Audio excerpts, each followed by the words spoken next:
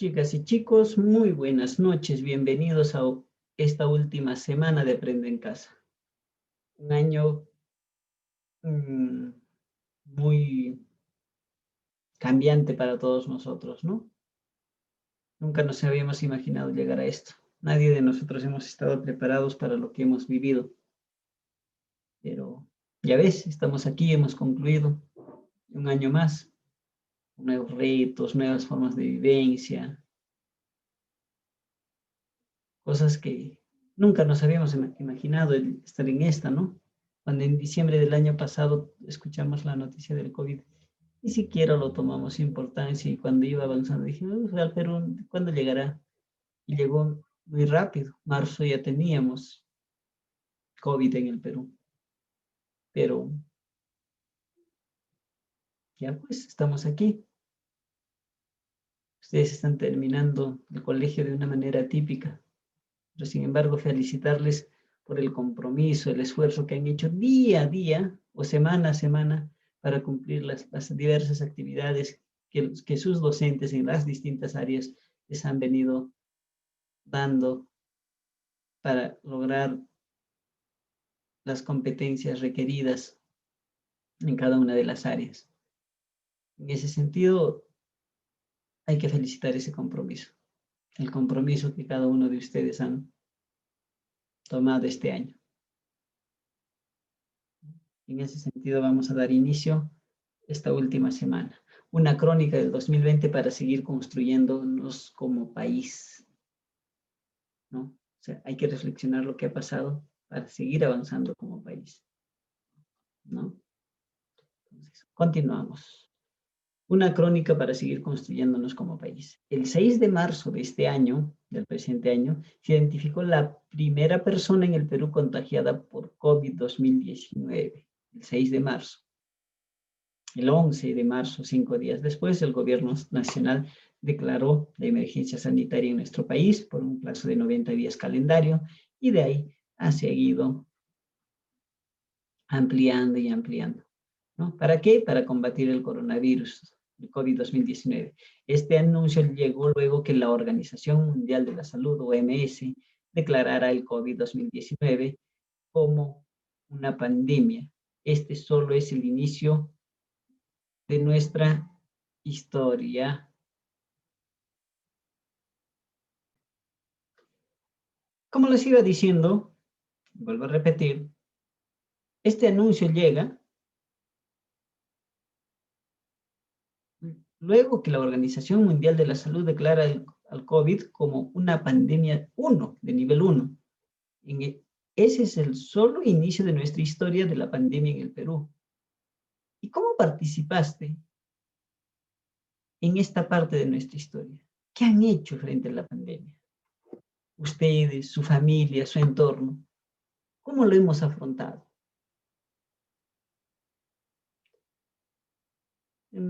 Quiero que vean estos videos para entender más o menos lo que queremos trabajar. La Constitución peruana. ¿Qué es y para qué sirve? En el Perú, la Constitución es la norma de mayor jerarquía. Pero, ¿qué es y para qué sirve? En Enterarse, presentamos ¿qué es la Constitución? La Constitución peruana es el conjunto de reglas y principios, entre otros, de más alta jerarquía.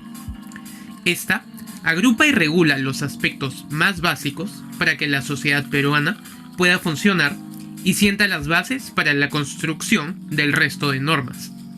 Así, en términos simples, cumple con dos funciones básicas. La primera es que establece los derechos fundamentales de los que goza todo ser humano en el Perú, y conectado con ello, qué garantías debe ofrecer el Estado para proteger esos derechos y permitir su cumplimiento. También trata sobre los deberes que debe cumplir todo ciudadano ligados a esos derechos fundamentales. La segunda función, y quizás la más importante, es que organiza al Estado peruano y fija limitaciones a sus poderes. Así, en esta segunda función se hace evidente algo llamado Estado de Derecho, es decir, que todos los peruanos, instituciones, funcionarios públicos y el Estado están sometidos a la Constitución y a las leyes vigentes. Más aún, en esta misma línea, la propia Constitución establece que nadie está obligado a hacer lo que la ley no manda, ni impedido de hacer lo que ella no prohíbe. Esto, según el propio Tribunal Constitucional, el máximo intérprete de la Constitución en el Perú, hace referencia al llamado principio de legalidad. Es decir, los peruanos son libres y esa libertad puede ser solo limitada por la ley o la Constitución. Ningún funcionario, sin importar el cargo que tenga, ni el presidente, pueden transgredir esos derechos protegidos por la Constitución. Es así como poco a poco la Constitución va desarrollando los límites en la actuación pública y de los individuos, a través del principio de legalidad y la existencia del Estado de Derecho. Sin estos principios básicos, la Constitución no podría cumplir su función. La Constitución define al Estado peruano como un Estado democrático de derecho, cuya forma de gobierno es una república y establece así la separación de poderes. Para entender más sobre cómo se organiza el Estado peruano, puedes ver nuestro video dedicado a eso. La Constitución nos dice, así, cómo deben funcionar el Poder Ejecutivo, el Poder Judicial y el Poder Legislativo y cómo deben actuar los funcionarios públicos. También fija las reglas generales para las elecciones. Las reglas más específicas, que no pueden contravenir la Constitución, se desarrollan en normas de menor jerarquía. La Constitución establece también qué participación debe tener el Estado en la economía y sus lineamientos generales. Establece que vivimos bajo una llamada economía social de mercado. Esto va acompañado de la libre competencia, la libertad de contratar, la defensa de la propiedad privada, entre otros. Adicionalmente, el Estado, por regla general, no puede hacer empresa, solo puede hacerlo subsidiariamente cuando haya un alto interés público o manifiesta conveniencia nacional, solo autorizado por ley expresa. Ello significa que el Estado no puede, mañana, entrar a competir contra una empresa privada de manera antojadiza. Sin embargo, este conjunto de normas y principios ¿regula todos los aspectos de la vida de una persona? No, ello sería imposible, y para desarrollar aspectos más específicos, existen normas de menor jerarquía, como las leyes, puedes conocer más de ellas en otro video, normas con rango de ley, entre otros. Todas las normas de menor rango deben respetar la Constitución. Adicionalmente, todas las acciones de los peruanos, incluyendo en la vida privada de las personas, deben respetar aquello que está establecido en la Constitución. No obstante, hay muchos aspectos de la Constitución que, al ser puestos en duda, deben ser interpretados. Para determinar cuál es la interpretación que prevalece, existe una institución autónoma llamada el Tribunal Constitucional. Puedes ver qué es el Tribunal Constitucional en otro de nuestros videos. Ahora, uno de los aspectos más importantes desarrollados por la Constitución son las llamadas garantías constitucionales. Las primeras 3 garantías permiten defender los derechos fundamentales de los individuos. Está el habeas corpus, que defiende la libertad individual, la acción de amparo, que protege derechos como la libertad de expresión, de reunión, el derecho a un debido proceso, entre otros, el habeas data, que protege el derecho a acceder a información pública y de autodeterminación informativa, es decir, el derecho al control de la información personal, y luego están las siguientes 3 garantías, que permiten proteger la primacía de la Constitución. Está la acción de inconstitucionalidad, que se presenta contra leyes y normas con rango de ley que transgreden la Constitución, la acción de cumplimiento, que procede contra autoridades que se nieguen a acatar una norma legal o un acto administrativo, y la acción popular, que procede contra reglamentos, normas administrativas o resoluciones de carácter general cuando contravengan la Constitución o la ley. Veremos en otro video más específicamente cada una de estas garantías. ¿Y cómo se modifica la Constitución? La Constitución solo puede ser modificada a través de una reforma constitucional. Si el presidente, o un grupo de congresistas, o el 0.3% de la población electoral del Perú propone una ley que modifica la Constitución, esta debe necesariamente ser aprobada por mayoría absoluta en el Congreso. Esto es, por más de la mitad del número legal de congresistas, es decir, por mínimo 66 votos. Luego, esa modificación debe ser ratificada por referéndum. Por otro lado, puede evitarse el referéndum solo si el Congreso aprueba en 2 legislaturas ordinarias sucesivas esta ley. En ambas votaciones, el respaldo debe superar los 2/3 del número legal de congresistas. Según la Constitución, cada legislatura ordinaria dura 120 días. Así, la Constitución es la base sobre la que todo el resto de normas recae y que está por encima del poder de cualquier funcionario o individuo. Por ello, su modificación pasa por un proceso más rígido que una ley ordinaria, para evitar que ésta pueda ser modificada de forma ligera. Si alguno de los poderes puede modificar la Constitución y cambiar las reglas a su antojo, la Constitución perdería su razón de ser. ¿Y tú? ¿Crees que en el Perú la Constitución es respetada? Si te gustó este video, apóyanos dando like y suscribiéndote a nuestro canal.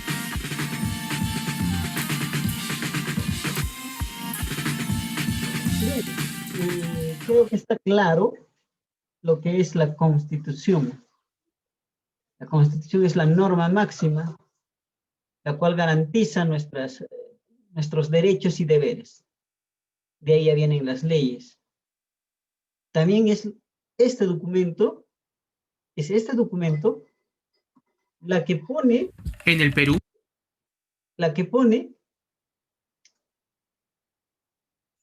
o delimita las funciones de los poderes, como el poder ejecutivo, legislativo y judicial. Ninguna de estos poderes pueden transgredir la Constitución. La Constitución es la base de la construcción de nuestro Estado.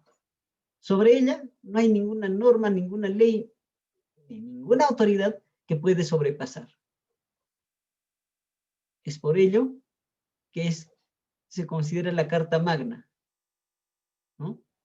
Entonces, pasamos al siguiente video. El Estado de Derecho, ¿por qué lo necesitamos? ¿Por qué es necesario el Estado de Derecho? En un video anterior hablamos sobre cómo la Constitución define nuestro Estado. Todas las decisiones que toma esta entidad nos afectan directa o indirectamente. Uno de los aspectos en los que nos puede afectar es el económico. Por ejemplo, cuando los impuestos suben, afecta la distribución del ingreso de cada ciudadano. Cuando el Estado impone un sueldo mínimo, la proyección de cuánto gastará un empresario por sus empleados cambia. Ejemplos como estos hay muchos. Ahora, cada una de estas decisiones deben estar dentro de un marco legal que las permita. Es decir, las reglas de juego existen y no deben romperse. Y, si se rompen, deben existir consecuencias o un mecanismo que no permita que el sistema se quiebre. Así, hay un ambiente de predictibilidad y, por ende, de estabilidad que nos beneficia a todos.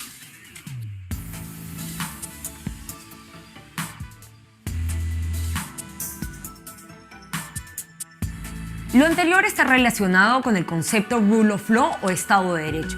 Según Kofi Annan, ex secretario de la ONU, este es el principio de gobernanza mediante el cual todos estamos sometidos a las leyes publicadas y estas no pueden cambiarse fuera de lo permitido. Así, las decisiones estatales son predecibles. Ahora, este marco legal debe respetar los derechos fundamentales y la libertad que la Constitución defiende.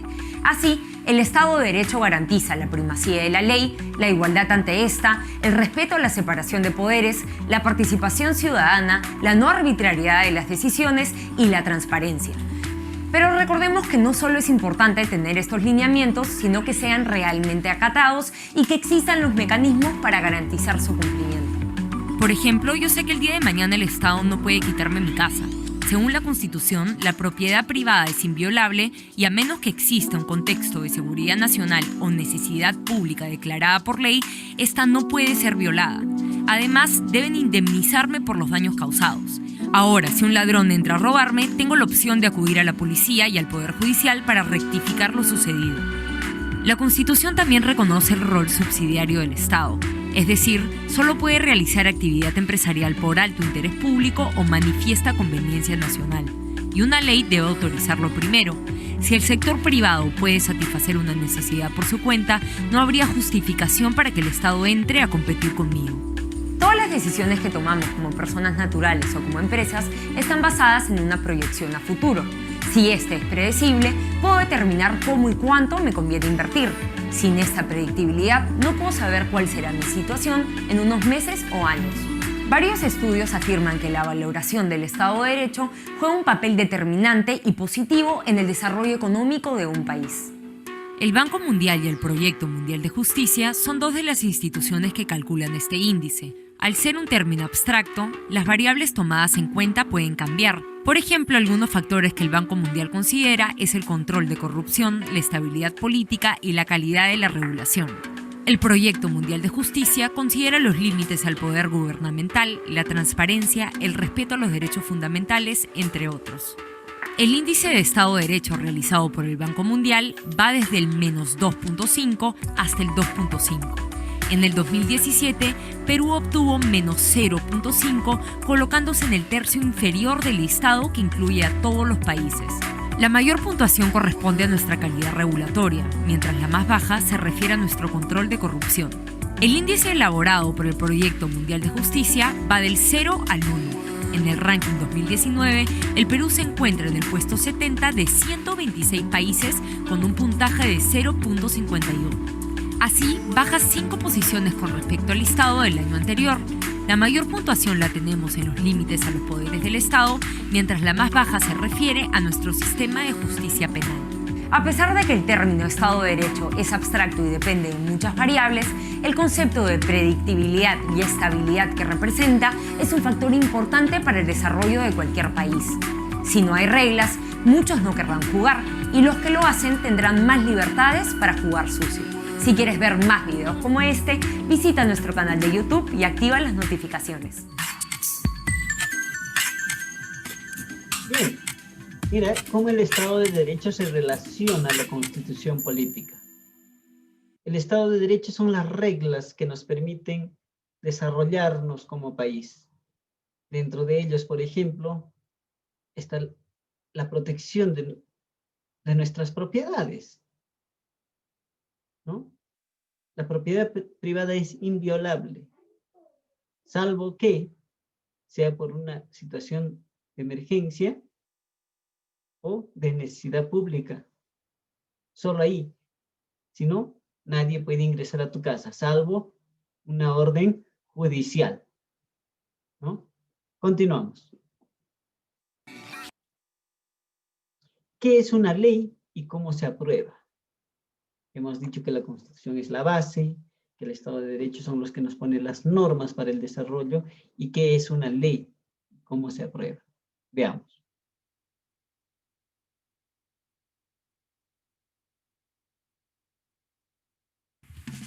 Todo el tiempo escuchamos que se habla de leyes. Sin embargo, ¿entendemos qué es una ley? ¿Cuál es el proceso en el Perú para aprobarlas? En Enterarse, presentamos las leyes en el Perú. ¿Cómo se aprueban? Debemos entender, en primer lugar, que la Constitución es la norma de mayor jerarquía en el Perú. Fija las reglas generales y principios que los ciudadanos e instituciones deberán seguir. Sin embargo, la Constitución no lo regula todo. Para ello, existen las leyes y otras normas con rango de ley que no veremos en este video, entre otros recursos. Las leyes, según el Tribunal Constitucional, luego de la Constitución, prevalecen sobre toda norma de inferior jerarquía. Ahora bien, una ley, en sentido general, es un precepto que busca regular ciertos aspectos de la vida de los peruanos, que es emitida por el Poder Legislativo y que sigue ciertos procedimientos necesarios para su aprobación y promulgación. Así como lo dice su nombre, el encargado de legislar es el Poder Legislativo, también llamado Congreso de la República. ¿Cuál es el proceso que se debe seguir para emitir una ley? Para que exista una ley, primero alguien debe proponerla. A la capacidad de proponer una ley se le llama iniciativa legislativa. Según nuestra Constitución, tienen derecho a proponer normas el presidente, los congresistas, otros poderes del Estado, instituciones públicas autónomas, municipios, colegios profesionales e incluso los ciudadanos si logran recolectar suficientes firmas. A estas propuestas se les llama proyecto de ley. Los proyectos de ley son recibidos en el Congreso, se les registra con un número y luego se les envía a la comisión o comisiones del Congreso encargadas de revisar ese proyecto. Por ejemplo, un proyecto de ley que habla sobre educación deberá pasar por la Comisión de Educación, posiblemente por la Comisión de Economía, si acarrea gastos importantes, y por la Comisión de Constitución, si es que implica una modificación a la Constitución. Las comisiones se pronunciarán acerca de los proyectos de ley de manera individual o pueden hacerlo de forma conjunta. Así, pueden presentar un dictamen favorable si la aprueban o un dictamen desfavorable y se archiva el proyecto de ley. También pueden rechazar el proyecto de ley de plano. Esto si el proyecto de ley es manifiestamente contrario a la Constitución, si escapa de la competencia de la Comisión, u otros casos en los que mayor discusión no sea necesaria. Una vez que el proyecto sea aprobado en las comisiones, el dictamen debe ser debatido por el Pleno del Congreso. Solo excepcionalmente, un proyecto de ley sin dictamen puede ser debatido según el reglamento del Congreso. El Pleno del Congreso es el órgano máximo del Poder Legislativo encargado de tomar las decisiones. A este pertenecen los 130 congresistas, quienes deberán debatir y votar los dictámenes que han sido aprobados por las comisiones para decidir si un proyecto de ley se convertirá o no en una ley. Así, el Congreso puede aprobar la ley o puede decidir archivarla. ¿Aquí termina el proceso? No basta con que el Congreso apruebe la ley para que ésta empiece a surtir efectos. Una vez que se aprueba una ley en el Congreso, se le envía al presidente de la República. ¿Por qué? Porque para que una ley entre en vigencia, se necesita que el presidente la promulgue. Es decir, se necesita que el presidente haga la ley pública de forma oficial y de conocimiento de todos. Entonces, una vez que el presidente recibe la llamada autógrafa de ley, esto es, el cuerpo de la ley que resulta de su aprobación en el Congreso, tiene 3 opciones dentro de un plazo de 15 días. La primera es que puede promulgar la ley, es decir, recibe la autógrafa y la ley se publica en el diario oficial El Peruano. Así, la ley entrará en vigencia al día siguiente de publicada o en el plazo que diga la propia ley. La segunda opción es que el presidente puede no hacer nada. En caso de que el presidente no promulgue la ley dentro de los 15 días, es el presidente del Congreso el encargado de hacerlo. La tercera opción es que el presidente observe la ley. Es decir, si el presidente encuentra algún defecto en todo o parte de la ley, plantea sus observaciones y devuelve la ley al Congreso. Así, el Congreso debe revisar las observaciones y puede hacer 3 cosas. Puede revisar y corregir las observaciones realizadas por el presidente y volver a enviársela para que éste la promulgue. Puede aprobar y promulgar la ley sin modificaciones, para lo que necesita por lo menos el voto de más de la mitad de los miembros del Congreso, esto es, más de 65 votos, que es más de lo que necesita una ley ordinaria para ser aprobada. Por último, la ley puede no ser promulgada porque no alcanza los votos necesarios. Ahora, ¿qué pasa si una ley que ya ha sido promulgada contraviene la Constitución? ¿Qué se puede hacer? Ante ello, existe la acción de inconstitucionalidad, que se presenta directamente ante el Tribunal Constitucional. Puedes ver qué es el Tribunal Constitucional en otro de nuestros videos. ¿Y quiénes pueden plantear la acción de inconstitucionalidad?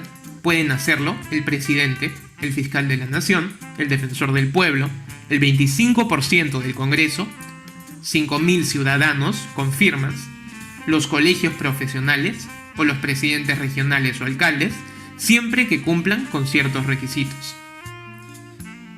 Esto es, en términos generales, el proceso para aprobar una ley en el Perú. Si te gustó este video, suscríbete a nuestro canal y visita enterarse.com.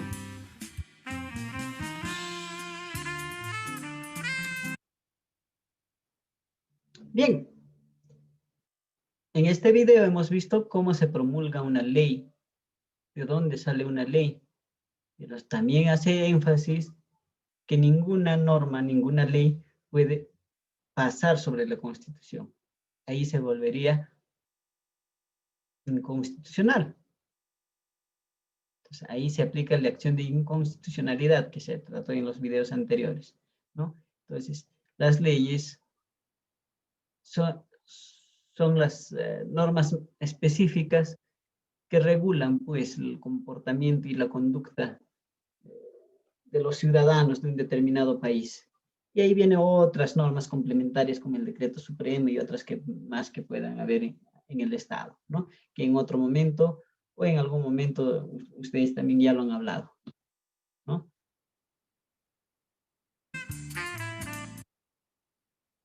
Tu reto será elaborar una crónica del 2020, una cronología de qué ha sucedido durante este año.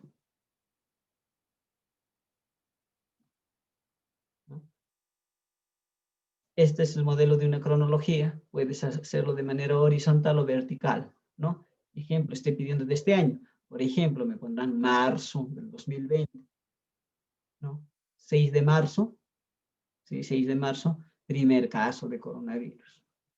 11 de marzo, promulgación de emergencia sanitaria en el Perú. 14 de marzo,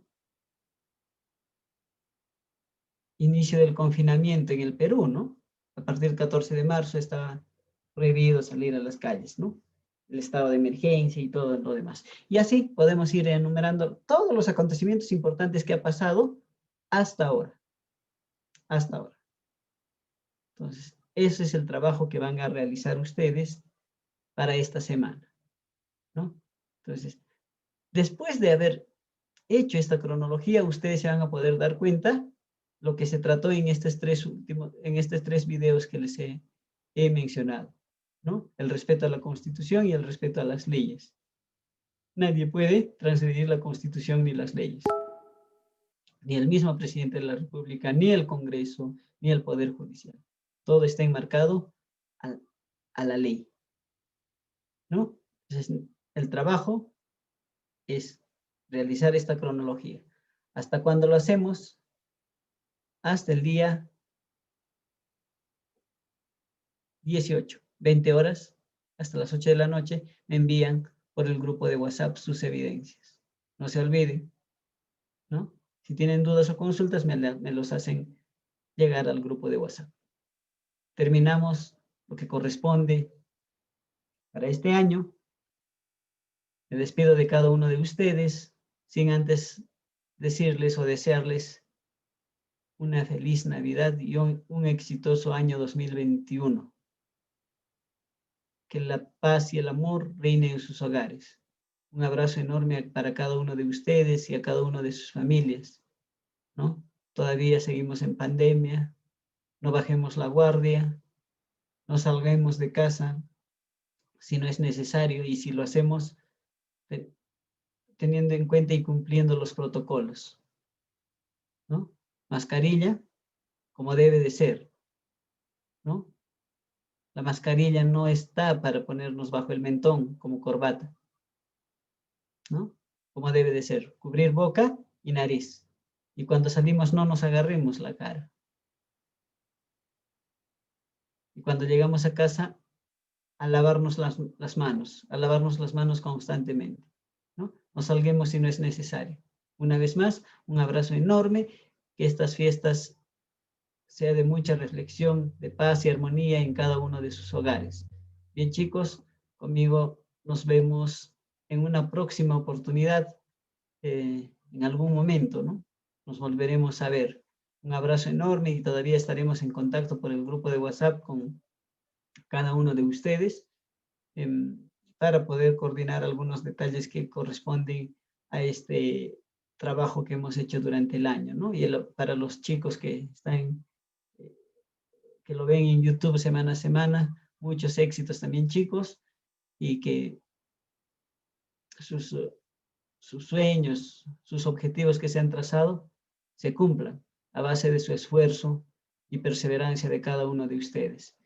A continuar con sus estudios, porque eso es lo que requiere el Perú, eso es lo que requiere nuestra sociedad, ¿no? Hasta una próxima oportunidad. Gracias.